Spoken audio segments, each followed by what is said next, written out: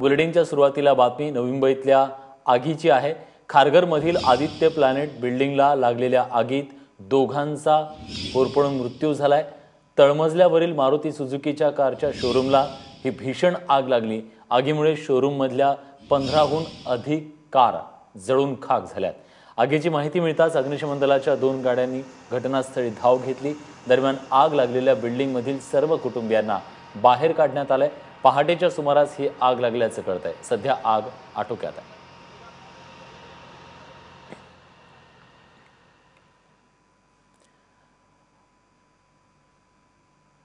दरम्यान या आगीच्या संदर्भात अग्निशमन अधिकाऱ्यांनी नेमकं काय म्हटलंय आपण जाणून घेऊया। या ठिकाणी 7 मजल्याची रहिवासी इमारत होती। रहिवासी इमारतीच्या तळमजल्यावर कंप्लीट मारुतीचं शोरूम होतं। त्या शोरूमच्या गाळ्यामध्ये 5-6 गाड्या होत्या। त्या तळमजल्यावरच्या सर्व गाड्यांना आग लागलेली होती। कमीत कमी 20 ते 25 गाड्या तरी जळालेल्या असतील अंदाजे। 2 कर्मचारी आतमध्ये होते, त्यांना आगीच्या धुरामुळे ते बाहेर येऊ शकले नाही।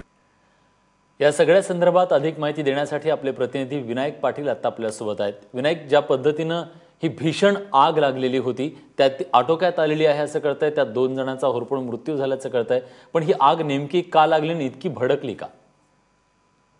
सध्या जर आपण पाहिलं तर ही आग आहे ती आटोक्यात आहे। दूर निघते, मात्र आगीवरती नियंत्रण आहे ती मिळवण्यात आलेलं आहे।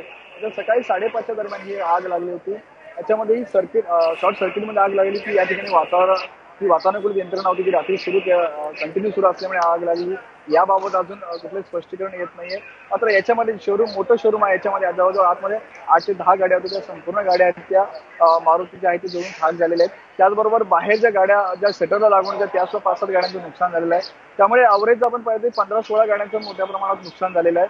त्याचबरोबर शोरूम मध्ये जी या ठिकाणी वॉचमॅन आणि जो शोरूम बॉय होता जो आतमध्ये राहत होता त्यांचा या ठिकाणी जळून मृत्यू झालेला आहे। कारण आग मोठ्या प्रमाणात असल्यामुळे त्यांना बाहेर पडता आले नव्हतं। बाहेरून आहे ते शटर बंद असल्यामुळे त्यांना बाहेर पडता आलेलं नाहीये आणि याच्यामध्ये त्यांचा होरपळून या सर्व मृत्यू झालेला आहे।